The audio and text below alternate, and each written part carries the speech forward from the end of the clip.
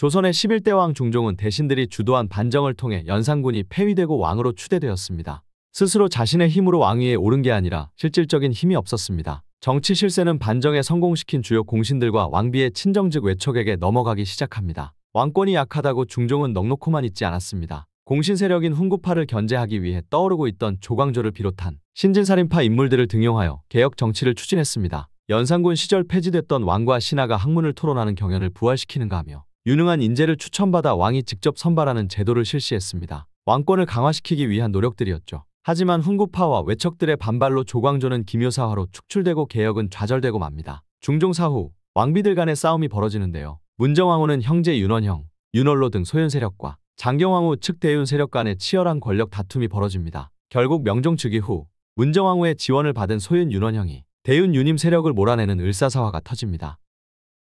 조선 중기 여성으로서 전례 없는 권력을 행사한 인물이 있습니다. 바로 문정왕후입니다. 1545년 12세의 어린 아들 명종이 즉위하자 문정왕후는 대왕 대비로서 9년간 수렴청정을 시작하였습니다.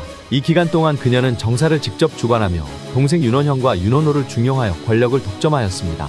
문정왕후는 자신의 권력에 반대하는 세력을 제거하기 위해 대규모 숙청을 주도하였습니다. 1545년 을사사화에서는 유님 등 대윤파와 살림 세력을 제거하였고 1547년 양재역 벽서 사건을 계기로 정미사화를 일으켜 반대파를 탄압하였습니다. 또한 문정왕후가 의부사들인 인종을 독살했다는 의혹이 있습니다. 야사에 따르면 그녀가 인종에게 독이 든 떡을 건네주어 사망에 이르게 했다는 이야기가 전해집니다. 문정왕후는 권력을 남용해 폭압적 행위를 일삼았으며 백성과 신하들 사이에서 여왕이라 불리며 미움을 샀습니다. 문정왕후는 명종이 성인이 된 이후에도 섭정을 계속해서 이어나갔습니다. 경빈 박씨 집안은 상주의 선비 출신이었지만 매우 궁핍하여 평민과 다를 바 없었다고 합니다. 연산군 11년이 되던 해 경빈 박씨는 출중한 미모로 채용으로 선발되어 궁중에 들어왔습니다. 이후 중종 반정이 일어나고 그녀는 반정에 공신 박원종의 추천으로 후궁이 되어 수기에 봉해졌습니다. 그녀는 중종의 첫 아들 복성군을 낳아 왕의 총애를 받았습니다. 1515년 왕비 장경왕후가 세자 인종을 낳고 사망하자 경빈 박씨는 자신이 왕비가 되고 아들 복성군을 세자로 세우려는 야망을 품습니다. 하지만 문정왕후가 계비로 간택되며 그녀의 꿈은 좌절됩니다. 1527년 세자의 거처에 불에 그을린 쥐와 저주의 글이 발견되는 작서의 변이 발생합니다. 경빈 박씨와 복성군은 이 사건의 배후로 지목되어 폐서인되고 상주로 유배됩니다. 1533년 세자와 왕비를 저주하는 나무 인형이 발견되는 가자긴두 사건이 일어나자 경빈 박씨는 사사되고 복성군도 뒤따라 사망합니다. 하지만 1541년 진범이 김한로의 아들 김희로 밝혀지며 경빈 박씨와 복성군은 억울하게 희생된 것으로 드러납니다.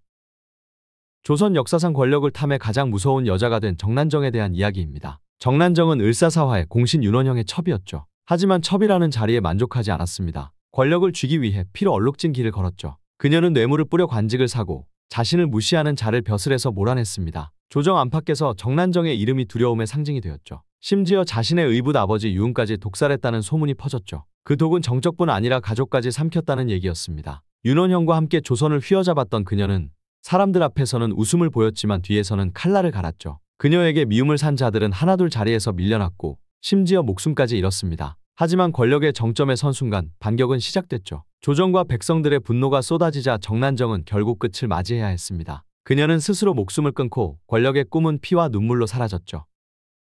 정난정은 아버지가 무관, 어머니가 관비 출신인 서울 신분이었습니다. 어린 시절 집을 나와 기생으로 활동하던 그녀는 윤원형의 눈에 들어 첩이 되면서 인생이 크게 달라졌습니다. 윤원형은 1545년 을사사화를 일으켜 정적을 숙청하고 권력의 정점에 올랐습니다. 이때 정난정은 단순한 첩의 위치를 넘어 본처를 내쫓고 정실부인 자리에 올라 권력의 파트너가 되었습니다. 남편의 권세를 바탕으로 그녀는 막강한 영향력을 행사하며 뇌물수수와 매관매직, 권력 남용의 중심 인물로 여겨졌습니다. 당시 조정에서는 정난정의 미움만 사도 벼슬을 잃는다는 말이 돌 정도로 그녀의 이름이 공포의 대상이었습니다. 하지만 권력의 끝은 허무했습니다. 1565년 문정왕후가 세상을 떠나자 윤원형은 정치적 기반을 잃고 몰락했습니다. 권세가 무너지자 정난정은 신분이 강등되고 살인파의 탄핵과 반대파의 고발이 잇따랐습니다. 결국 그녀는 도망칠 곳도 기대할 사람도 없이 독이 든 술을 마시고 스스로 생을 마감했습니다. 조선을 뒤흔든 인물 정난정의 마지막은 그렇게 비참했습니다.